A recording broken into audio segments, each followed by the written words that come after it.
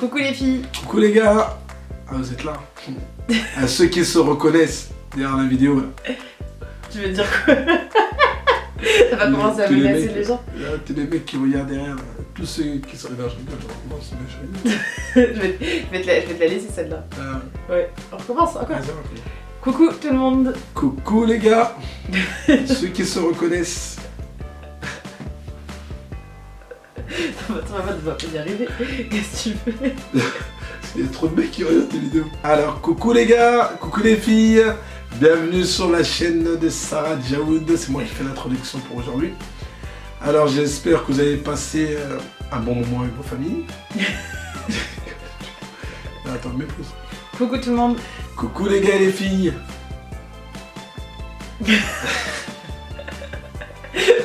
Non, on commence avec Sarah Djaoud. Alors, pour la nouvelle vidéo, j'espère que vous allez bien, que toutes vos familles vont bien déjà. Et j'espère que vous allez aimer cette vidéo, la liker. C'est pas ça? Si, c'est ça. Ouais. La liker, vous abonner si vous passez par ici. Vous abonner si vous passez par ici. Et après, tu donnes le truc de la vidéo. Alors, aujourd'hui, c'est quoi le thème? C'est une foire aux questions. Alors, ça va être une foire aux questions. Alors, c'est moi qui fais l'intro, ça veut dire... Ça veut dire que là, t'as fini de faire l'intro. J'ai fini l'intro.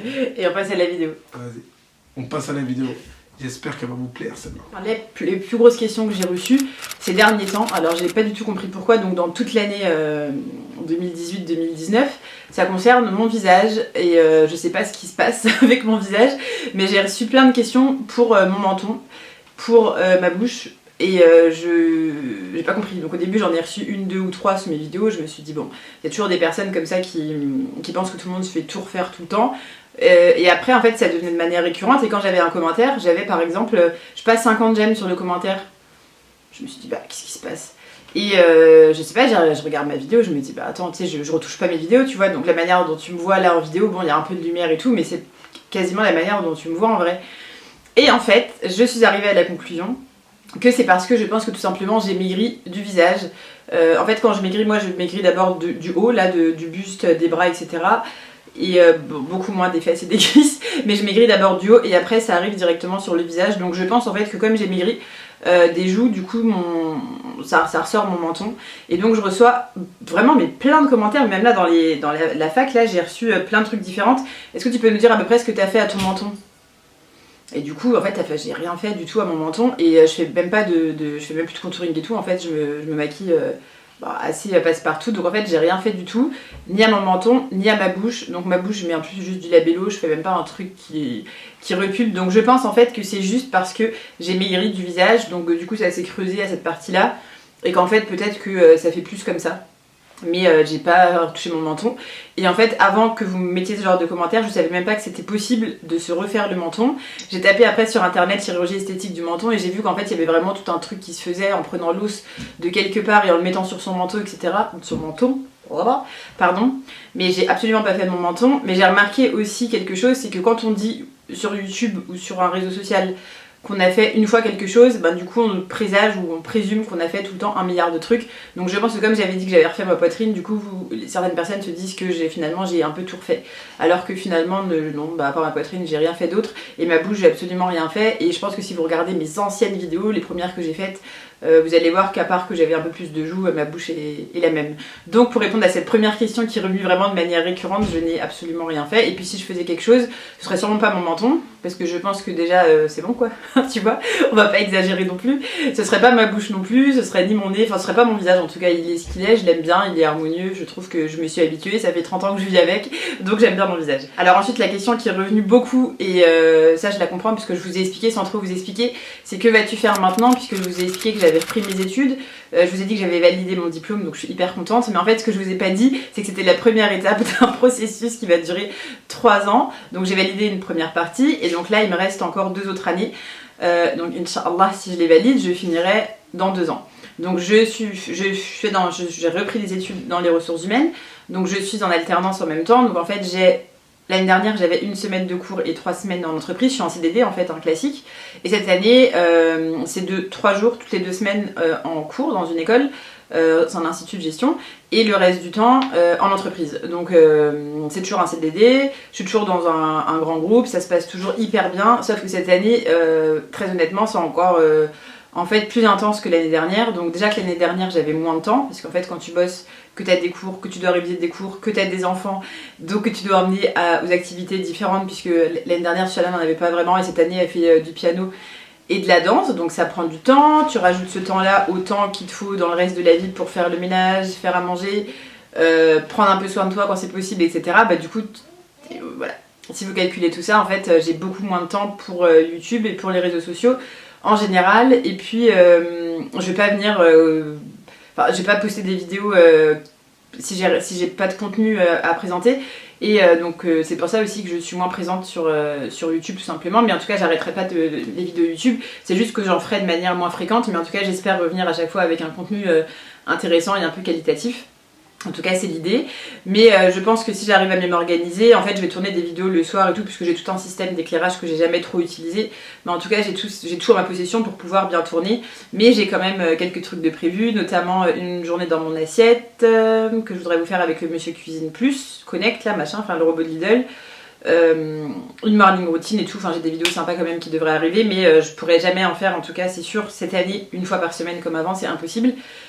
Mais je vise 2 vidéos par mois, je trouve que c'est pas mal. Donc pour la question, parce qu'en fait c'était ça l'idée, c'était d'y répondre, que vas-tu faire maintenant? Donc maintenant en fait je refais la même chose que l'année dernière, et ce encore pendant 2 ans, enfin c'est pas tout à fait la même chose, heureusement, mais disons que c'est plus... il y a plus de contenu, c'est un petit peu plus dur, mais en tout cas l'objectif c'est d'arriver à finir, et après je pense, j'espère ne plus retourner en cours, parce que en fait au bout d'un moment ça commence à être un peu lourd, mais en tout cas j'ai tellement bien réussi que ça me donne envie de reprendre. Mais pour vous encourager, vous qui êtes à la maison, je me dis toujours qu'en fait, nous l'être humain, on a toujours 1 milliard de choses qui font qu'on reste dans une situation qui est sécure pour nous. Et quand cette situation elle nous convient plus, on trouve toujours 1 ou 2 points qui vont nous laisser. Donc en fait c'est vrai que changer, tu plonges dans quelque chose d'insécure, t'es plus dans ta... Enfin tu vois, tu apprends des nouvelles choses, tu repasses en position de débutante, t'es moins compétente, t'as tout un tas de trucs, que ce soit dans la vie professionnelle ou personnelle. Mais je pense qu'en tout cas quand une situation ne nous satisfait plus du tout, c'est mon avis, hein, et quand on peut, c'est-à-dire que financièrement vous pouvez vous permettre soit d'être au chômage, soit de gagner un peu moins pendant quelques temps, ben moi je suis à 1000% pour le faire, puisque de toutes les façons, il y aura toujours moyen de revenir en arrière. C'est-à-dire que si le choix qu'on a fait ne porte pas ses fruits, eh ben vous pouvez revenir en arrière dans ce que vous avez fait avant. Alors que si vous n'essayez pas, vous resterez dans votre situation sécure, mais qui ne vous rend pas forcément heureux ou heureuse. Donc prendre le risque, moi j'ai toujours trouvé que ça valait le coup. D'ailleurs j'ai déjà changé plusieurs fois. Et je pense que ça vaut le coup dans la vie personnelle ou professionnelle. Quand on n'est plus heureux en tout cas dans quelque chose, je pense qu'il vaut mieux essayer de changer la situation en sachant qu'on pourra toujours faire un retour en arrière. C'est plus facile que de stagner, mais c'est mon avis. Et je pense qu'il faut beaucoup plus de courage pour ça, et que dans tous les cas, même si ça marche pas, on sera fiers de nous. Et c'est pas les personnes autour de nous qui vont nous dire t'as essayé mais t'as pas réussi donc t'as perdu du temps, mais au moins toi tu sais que tu l'as fait et que t'as essayé et ça n'a pas marché, peut-être que tu recommenceras, peut-être que ce sera mieux. En tout cas moi je vous conseille à toutes, parce que vous êtes nombreuses à m'envoyer des messages et à plus être heureuse dans votre travail ou voilà, enfin je parle de tout réuni. Je pense qu'il faut toujours essayer de changer ce qui ne va pas quand on peut, quand on a les moyens, les capacités de le faire. C'est vraiment un avis que je vous donne, je l'ai toujours dit et je le répète et je le revends. Ensuite la question qui est revenue beaucoup aussi, donc vous allez voir que c'est un peu des questions qui passent du coq à l'âne, mais bon comme ça je vous réponds à toutes, c'est comment tu as fait pour acheter ton appartement. Donc je peux pas vous dire comment j'ai fait de A à Z, mais je vous donne les grandes lignes si vous voulez acheter quelque chose. C'est que d'une part, soit vous avez tout l'argent disponible en liquide, donc là je peux pas vous donner de conseils puisque dans tous les cas c'est beaucoup plus facile, vous avez l'argent. Mais si vous achetez un appartement quand même qui coûte à peu près 200 000 balles ou 300 000 balles, ça va être compliqué d'avoir toute cette somme de côté, sauf si vous avez hérité ou si vous êtes déjà riche. Donc dans ces cas-là, il faut faire un crédit. Et ce que je vous conseille de faire, en fait, moi j'ai deux solutions à vous dire. En tout cas c'est ce que j'ai fait pour acheter l'appartement, puisque je me suis occupée à peu près de tout toute seule. Maman n'est pas du tout papier, il n'est pas du tout administratif, et puis c'était moi qui avais lancé l'idée. C'est d'une part d'aller voir un courtier. En fait vous allez voir un courtier, vous ramenez vos fiches de paye si vous êtes seul, ou vos fiches de paye en couple, etc. Ou les 3 derniers avis d'imposition. Vous lui demandez ce que vous pouvez emprunter, il va vous dire ce que vous pouvez emprunter. Vous allez voir si le montant que vous devez rembourser par mois, en sachant que ce montant... il y a le crédit en lui-même, il y a ce que vous remboursez sur le crédit et il y a les assurances. Vous allez voir si ça correspond à ce que vous avez envie de rembourser, puisqu'en général il y a un taux d'endettement, on va dire, de 33%, donc tu calcules, en fait ça fait un peu un tiers de vos revenus.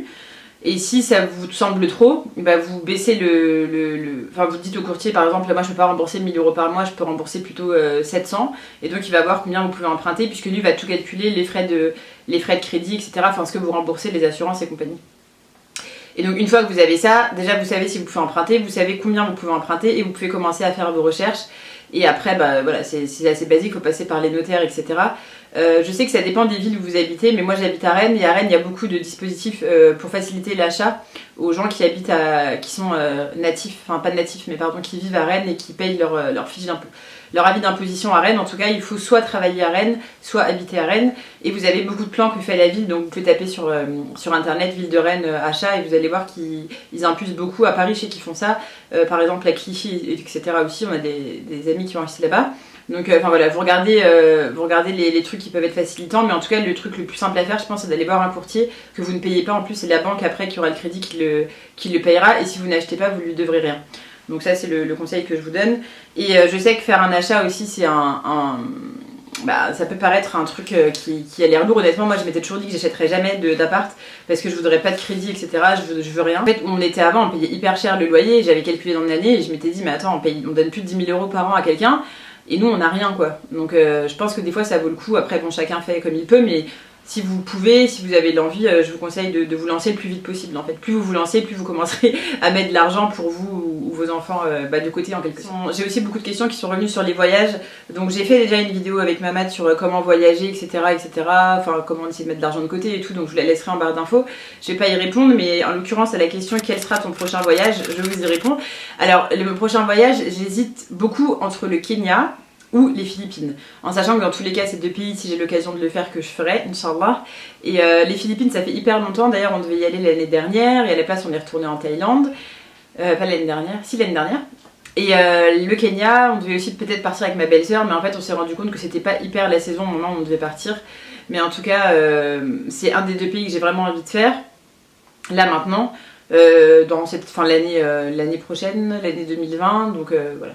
Je vous ferai un vlog sûrement dans un de ces deux pays, donc j'hésite encore un peu, ça dépendra des dates auxquelles on est dispo. Je pense que ce sera plutôt vers mai, donc je pense que ce sera plutôt les Philippines que le Kenya, mais ce sera que partie remise.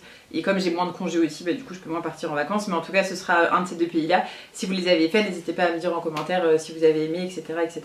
et bah, lequel vaut plus le coup en premier du coup. Attends. Alors qu'est-ce que tu réponds à si j'ai fait de la chirurgie esthétique du menton? Ici. Est-ce que tu penses que j'ai refait de la chirurgie esthétique du menton? Est-ce que tu penses que j'ai refait mon visage? Ah non. NON. Mon menton. Ton menton? Non. Pour quelle raison on dirait ça? Je sais pas. C'est des questions qui reviennent beaucoup. Ah si t'as fait une chirurgie parce que là ça fait comme ça. Parce que là ça fait ça. Et donc du coup il semblerait que j'ai fait de la chirurgie esthétique du menton. Ouais, comme tu connais depuis 10 ans. Je la connais depuis 10 ans, elle n'a pas changé de gueule. Mais est-ce que tu penses pas que c'est parce que j'ai maigri Non, c'est parce qu'elle a maigri, je pense. C'est comme t'as maigri, déjà, avant elle avait plus de, comment ça s'appelle? Des joues, des pommettes. De joues, elle avait plus de joues. C'est-à-dire que là, avec comment elle a maigri, c'est-à-dire que ses joues sont parties, c'est-à-dire peut-être ça doit plus t'allonger ton comment ça s'appelle? Mon visage. Ton visage. Du coup j'ai un long visage. Ouais, t'as un peu... Un peu comme toi avec ton front. La question qui a été posée beaucoup, c'est où est passé Mamad? Mamad il est là. Mamad avait disparu. Elle a disparu? Non, j'ai pas disparu, c'est que j'avais un peu moins de temps. C'est pour ça, mais là je vais reprendre un peu du temps pour revenir un peu dans les vidéos, c'est pour ça. Est-ce que vous allez voir Mamad en vidéo? Si vous voulez le voir, dites-nous quelle vidéo vous voulez. Likez. Non mais t'as moins de temps de toute façon. Ouais, un peu moins de temps, c'est pour ça. Un peu moins d'envie? Non, l'envie, non, je l'ai toujours l'envie, c'est pas l'envie que j'ai pas. C'est le moins de temps déjà, c'est ça. Mais je vais essayer de revenir au moins une fois par mois. Eh ben non, c'est trop, tu vas jamais revenir une fois par mois. Déjà, mais moi je fais des vidéos une fois par mois, je crois. Non, une fois par mois. Je vais essayer une fois par mois. Allez, on va essayer. Sinon, tu peux faire des vidéos et tu les postes. Ah non, mais attends, ça demande du boulot. Ok, merci de son apparition. À la fin de cette vidéo, j'espère sincèrement qu'elle vous a plu. J'espère vous avoir donné quelques petits conseils ou que vous ayez compris plusieurs trucs. L'autre genre, je me suis parfait le menton, tu vois. En tout cas, on se retrouvera du coup la semaine prochaine ou dans 2 semaines pour soit une morning routine, soit une journée dans mon assiette. Dites-moi en commentaire ce que vous préférez. N'hésitez pas à liker cette vidéo et à vous abonner si vous passez par là. Et je vous embrasse et à la prochaine. Bye.